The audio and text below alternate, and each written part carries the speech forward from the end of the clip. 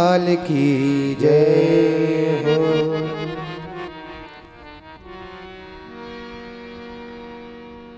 सुखताल में बैठे हुए परीक्षित जी आपको भी कथा सुना रहे हैं, प्लस इनको भी सुना रहे हैं, और जो भी भक्त आ रहे तो वो तो सुनने के लिए आ ही रहे हैं। सुखताल में बैठे हुए गंगा के किनारे सुखदेव जी भगवान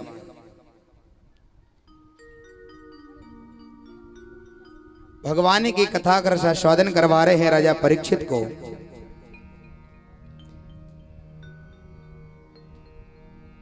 कहते हैं राजा परीक्षित ध्रुव जी की कथा को आप श्रवण कर रहे थे।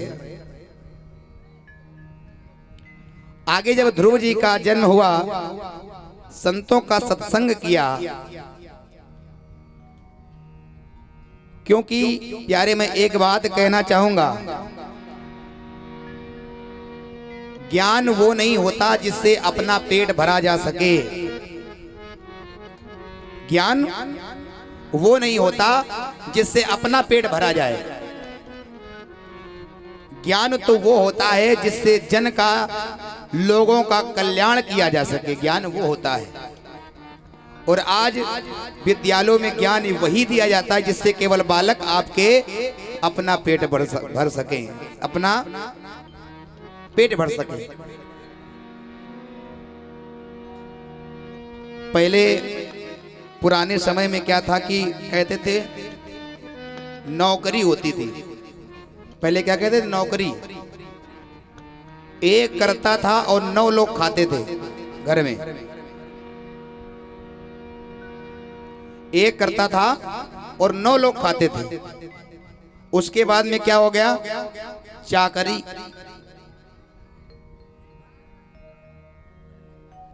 उसके बाद में चाकरी हो गया। चाकरी का मतलब एक करे और 4 खाएं। इसका मतलब तो यही है ना।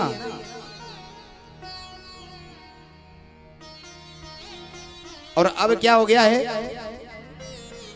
जॉब है, जिसका कोई अर्थ नहीं, केवल अपने लिए ही। बताओ, अच्छा कोई किसी का भाई अगर अच्छी सरकारी नौकरी में लग गया हो, उसने 10, 20, 2-4 लाख रुपए ऐसे ही दे दिए हो कि जाओ ले जाओ, अच्छा हमारी नौकरी लग गई है, चलो ले जाओ, अपनी बेटी का शादी विवाह कर लो, ले जाओ। कोई किसी ने कहा क्या? कोई नहीं देता है। ये स्कूली ज्ञान, स्कूली नॉलेज, ये आधा ज्ञान, ये आधा ज्ञान है। और वास्तविकता ज्ञान आपको कब होगा, लोगों का कल्याण कब कर सकोगे, अपना पेट भरने के उपरांत अपने परिवार का, माता पिता का, असहाय लोगों की सहायता कब कर पाओगे? जब आप सत्संग करोगे। जब आप सत्संग करोगे तभी आपको ज्ञान प्राप्त होगा प्यारे। क्योंकि सत्संग में रामचरितमानस में लिखा है क्या? बिनु सत्संग विवेक न होई, राम कृपा बिनु सुलभ न सोई। बिनु सत्संग विवेक न होई, राम कृपा बिनु सुलभ न सोई। बिनु सत्संग विवेक न होई, राम कृपा बिनु सुलभ न सोई। बिनु सत्संग विवेक न होई, राम कृपा बिनु सुलभ न सोई। बिनु सत्संग विवेक न होई और राम कृपा बिनु सुलभ न सोई। ध्यान से सुनना प्यारे। बिना सत्संग के आपको ज्ञान हो ही नहीं सकता है। आप तो अज्ञानी हैं, आपको अपने से बड़े का सम्मान करना नहीं आता है? संत का सम्मान करना नहीं जानते हैं, माता पिता से बोलना नहीं जानते हैं, लोगों की सहायता करना नहीं जानते हैं, तो ऐसा ज्ञान क्या फायदा है। जब आप सत्संग करोगे तब वास्तविकता ज्ञान आपको होगा, और ऐसा सत्संग बड़े भाग्य से मिलता है, राम भगवान की कृपा से ही प्राप्त होता है। होंगे तो बहुत ऐसे गांव में लोग हैं, गांव में ऐसे बहुत से लोग होंगे जो जुआ खेल रहे होंगे, ताश खेल रहे होंगे, लेकिन अब वो कहते सुनाई तो पड़ता है, लेकिन सुनाई वाला तो बात अलग है, लेकिन जब यहाँ बैठोगे तब आपको समझ में आएगा कि यहाँ पर वास्तविकता क्या हो रहा है, क्या है। तब आपके कहते नहीं आप अगर कथा में बैठे हो, बैठने के उपरांत आपको एक शब्द भी समझ में आ जाए, पूरी कथा में एक शब्द आपकी जिंदगी को बदल सकता है, एक शब्द जिंदगी बदल सकता है आपकी। बैठे हो तो प्यारे, भगवान की बड़ी कृपा है, महती कृपा है, ऐसा सत्संग प्राप्त हुआ प्यारे। ध्रुव जी महाराज संतों के यहाँ जाते हैं, सत्संग करते हैं। जो सत्य का सत्संग है वो ध्रुव जी महाराज करते हैं।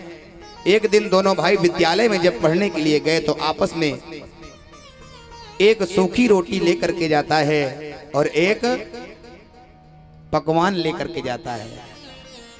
सुरुचि का बेटा पकवान लेकर के जा रहा है और सुनीति का बेटा एक सूखी रोटी लेकर के जा रहा है। देखिए महाराज, है दोनों एक ही पिता की संतान हैं, एक पिता के संतान। दो फूल साथ फूले हैं, किस्मत जुदा जुदा। दो फूल साथ फूले, किस्मत जुदा जुदा। दो फूल एक ही पेड़ में खिलते हैं, लेकिन एक फूल क्या होता है, आ जाता है भगवान के चरणों में चढ़ जाता है, और एक फूल कब्र पे चढ़ जाता है। वही उसी में से एक फूल श्रृंगार में लोग अपने श्रृंगार में लगा लेते हैं। एक का बना है गजड़ा, एक कब्र पर चढ़ा, दो फूल साथ फूले, किस्मत जुदा जुदा है। दो एक ही पिता की संतान है। एक पेड़ की दो डाली काटी गई थी संग में, एक का बना महल है, एक की चिता जली है। एक से महल घर द्वार दरवाजे बना दिए गए, एक मंदिर का दरवाजा बन गया, मंदिर की चौखट बन गया, और एक अर्थी में जलाया जा रहा है प्यारे। तो ये भगवान की कृपा है प्यारे, ध्यान देना। कहते ना लोगों के मन में ये आकांक्षा आती है कि बताओ ध्रुव जी भगवान के भक्त हैं, फिर भी इनको कष्ट मिल रहा है और उत्तम पकवान पा रहे हैं, इसका मतलब क्या हुआ है? ध्यान देना प्यारे, मैं कहना चाहूंगा कि जब तक उत्तम के अच्छे कर्म, पूर्व जन्म के अच्छे कर्म चल रहे हैं, तब तक तो पकवान मिल रहे हैं, और जैसे ही अच्छे कर्म नष्ट हो जाएंगे पकवान भी खत्म हो जाएंगे। बड़े बड़े लोगों को मैंने देखा है, बड़े बड़े लोगों को मैंने देखा है, करोड़पति, अरबपति, संघपति, जो बड़े बड़े महलों में रहने वाले,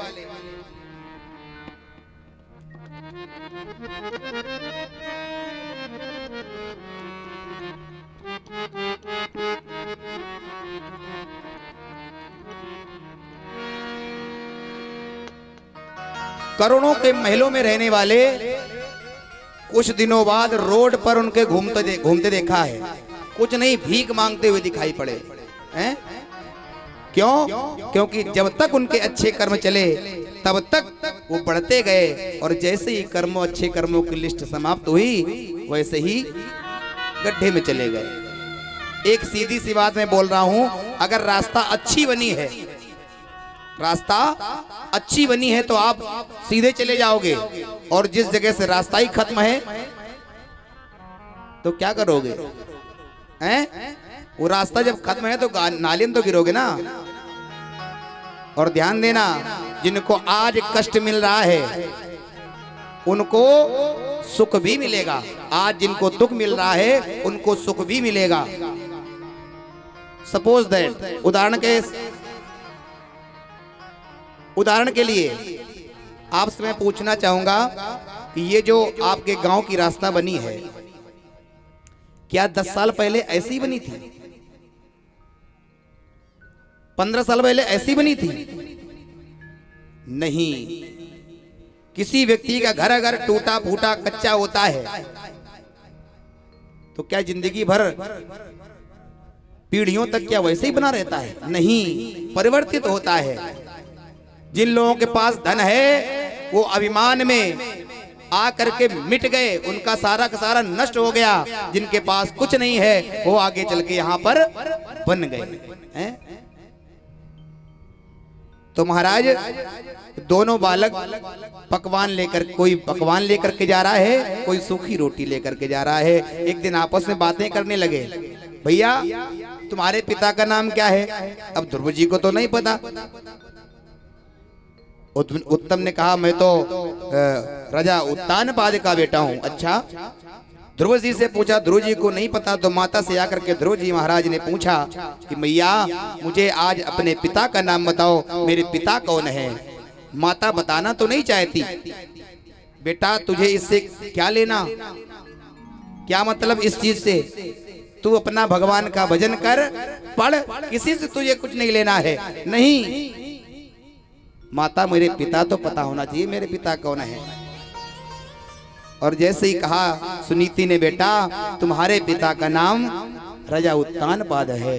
अब ध्रुव जी को आश्चर्य हुआ, माता उत्तम के भी पिता का नाम उत्तानपाद, वो महलों में रहता है, और मेरे पिता का नाम उत्तानपाद, ये मैं तो कांटों में रहता हूँ, झोपड़ी में रहता हूँ। क्यों, क्या बात है? मुझे पिताश्री से मिलना है। देखो आज ध्रुव जी को उत्तानपाद के पास में माता भेज रही है और कहती है, क्या बेटा तुम पिता के पास जाना, महल में जाना तो सबसे पहले द्वारपालों को राम नाम नमस्कार कहना है। तुम्हारी मौसी होगी उसको तुम जाकर के प्रणाम करना, पिताश्री को प्रणाम करना और मेरी तरफ से प्रणाम कह देना। ध्रुव जी महाराज पहुंचे और पहुंचने के उपरांत में सबको जैसा माँ ने कहा था वैसे ही कर दिया। और जैसे ही उत्तानपाद ने ध्रुव को देखा, अपने हृदय से लगा लिया कि आज मेरा बेटा आया है, अपने हृदय से लगा लिया। बड़े प्रसन्न हुए और अपनी गोदी में बैठा लिया। एक तरफ दाई तरफ ध्रुव को और बाई तरफ उत्तम को बैठा लिया। अब देखिए महाराज, माथा चूम रहे हैं बेटे का। उसी समय सुरुचि आई, देखा कि ध्रुव दाईं तरफ महाराज की गोदी में बैठा है।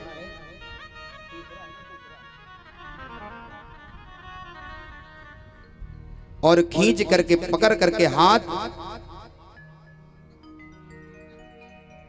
बाहर निकाल दिया, जा तुझे इस गोदी में बैठने का अधिकार नहीं है, और अगर इस गोदी में बैठना चाहता है तूने ऐसे कर्म किए होंगे जो तुझको जंगल में रहने को मिला, और अगर तू इस गोदी में बैठना चाहता है तो जाओ वन जाओ और जा करके भगवान की तपस्या करो और उनसे कहो कि मैं मर जाऊं और मरने के उपरांत माता सुरुचि के गर्भ से जन्म लेकर के आऊं।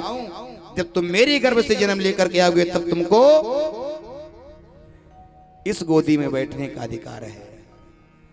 अब ध्रुव जी महाराज को कष्ट तो हुआ, पिता से अलग होने में रोए, दौड़ते हुए माँ के पास आए और कहा, माँ मुझे मौसी ने भगा दिया और कहा कि जाओ वन जाओ। देखिए महाराज, सुरुचि ने ये नहीं कहा कि बिगड़ जाओ, क्या कहा? बन जाओ। बिगड़ने के लिए नहीं कहा। कोई अगर आपको अगर कोई कमी बता रहा है तो वो आप पॉजिटिव लीजिए, कि आपके जीवन में वो कमी है तो उसको सुधार करिए, ना कि उसको निगेटिव लेकर के उसके फिर आप विरोध करने लगो। नहीं, अगर कोई आपकी कमी को बताए उसको स्वीकार करो और सुधार करो। तो मैया के पास में आए, मैया कहती है बेटा मौसी ने कहा है तो अच्छा कहा है कि वन जा, बिगड़ने के लिए थोड़ा कहा, और कहा कि वन जाओ, वन जाकर के भगवान की तपस्या करो और तपस्या करने के बाद में मर जाओ और मेरी कोख से जन्म लो आकर के। ये भी अच्छा कहा है। माँ ये बताओ कि भगवान कहाँ पर विराजमान रहता है, कहाँ पर है? तो मैया सुनीति बताती है, कहती है बेटा भगवान तो सब जगह पर है, यहाँ पर भी भगवान है, वन में भी भगवान है, जहां भी चाहो तहां प्राप्त कर लो। मैया कैसे? मैया ने कहा कि एक काम कर, एक बटलोई में चूल्हे में जल को रखवा दिया और वो जब गर्म हो गया हाथ में नमक के टुकड़ों को दिया और देने के बाद में कहा कि बेटा इसी जल में तू डाल दे, इसी जल में डाल दे। जब उसने ध्रुव जी ने नमक के टुकड़ों को जल में डाला तो वो सारे के सारे उसी में पिघल गए। जब पिघल गए माता ने कहा बेटा अब जो मैंने तुमको टुकड़े दिए थे उन टुकड़ों को निकाल करके मुझे दो। जल ठंडा होने के उपरांत ध्रुव जी ने हाथ डाला तो उसमें नमक के टुकड़े नहीं मिले और मां ने कहा बेटा एक बार इसको अपनी जीभ पर चख करके देख। जैसे ही ध्रुव जी ने जीभ पर रखा तो वो जल नमकीन हो गया। बेटा ऐसे ही परमात्मा है, इस संसार के कण कण में विराजमान है। और अगर आप भगवान की भक्ति करके, भगवान से प्रेम करके, सभी लोगों से प्रेम करके देखना चाहोगे तो आपको दिखाई पड़ेगा। और सब कुछ अपना काम वो कर रहे हैं। हरि व्यापक सर वज्र समाना, हरि व्यापक सर वज्र समाना, हरि व्यापक सर्वत्र समाना, हरि व्यापक सर वज्र समाना, हरि व्यापक सर्वत्र समाना, प्रेम से प्रकट होई में जाना, प्रेम से प्रकट होई में जाना, प्रेम से प्रगट होए मैं जाना।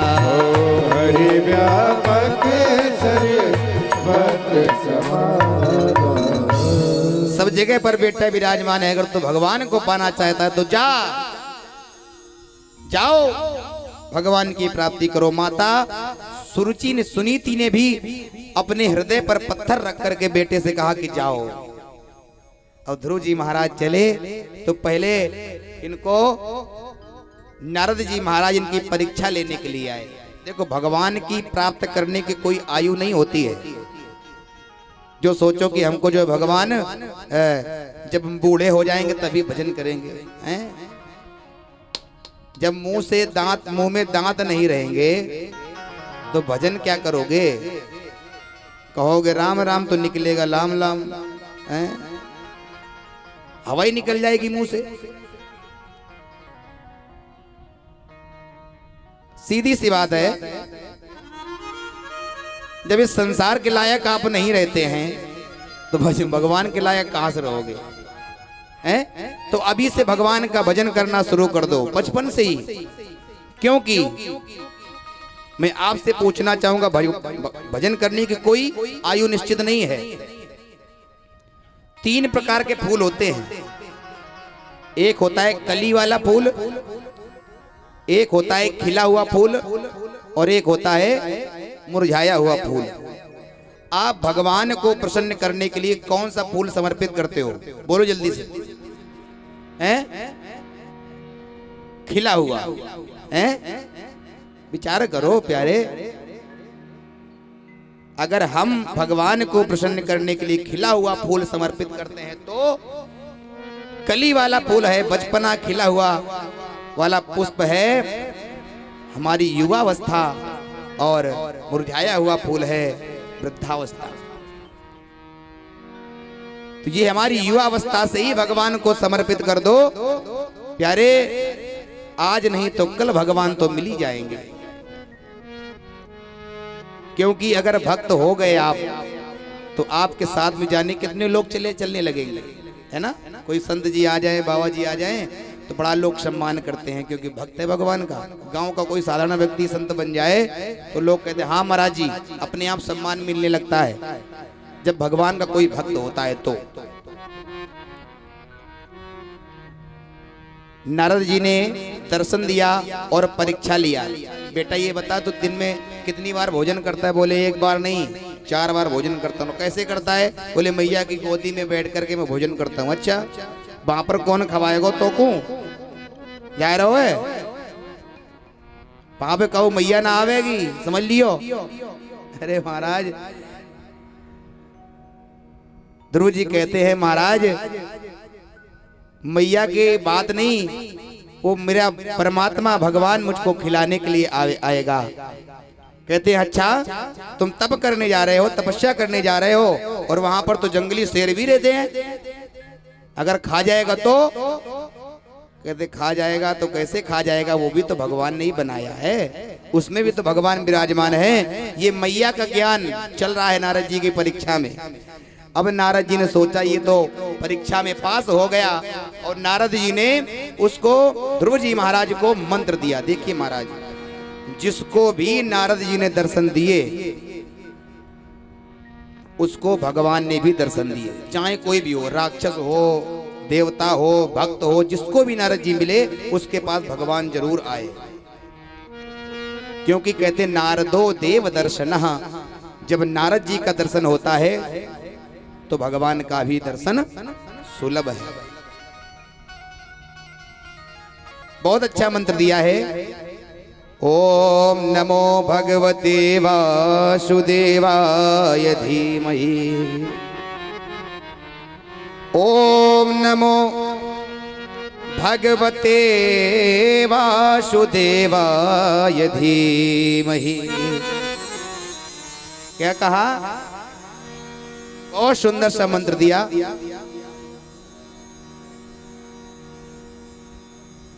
सर्रे भाई जी आ जाइए, बैठा लो, कुछ व्यवस्था करो बैठाने की, कुर्सी डाल दो। बोलो कृष्ण कन्हैया लाल की।